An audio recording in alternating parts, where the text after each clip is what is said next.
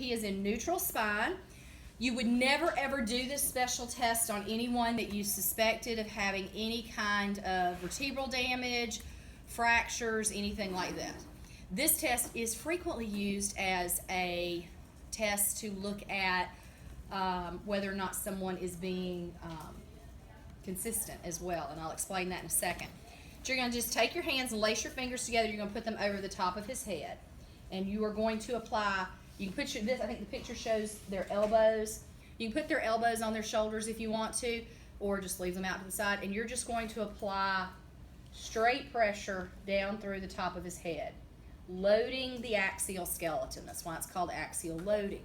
Okay, and I'm going to do this for about a minute.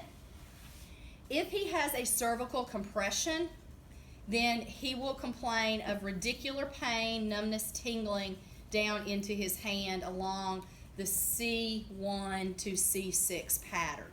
Okay, I will create that compression.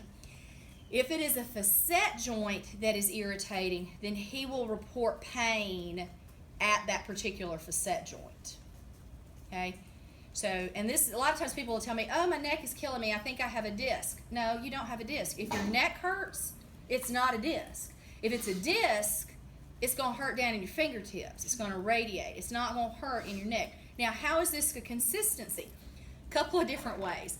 If I apply axial loading and the patient tells me, oh, my entire left arm is completely numb, and I say everywhere, what about right back here? What about right here? That doesn't make sense, okay? Typically, you're not going to have a compression at C1 through C6. That just doesn't happen unless you've fallen off of a building. Oh, I had an interesting thing happen this weekend. I'll tell you all about that in a second. But that doesn't happen unless you're falling off of a building. You might have a C1, C2, C3. You might have a C3, C4. You might have C5, C6. But you're not going to have compression at all 6 vertebrae. It's just not going to happen that way.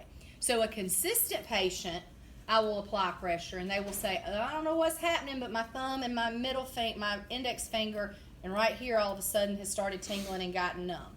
That tells me they've got a compression at C6. Okay?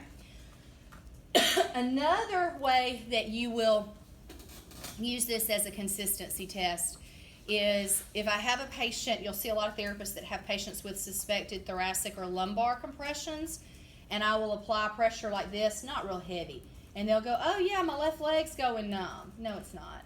You're exaggerating your symptoms. Okay, I'm not creating pressure on your lumbar spine by resting my hands on your head. Okay, so that's that. I hope you washed your hair. I did. What else? What else? What else?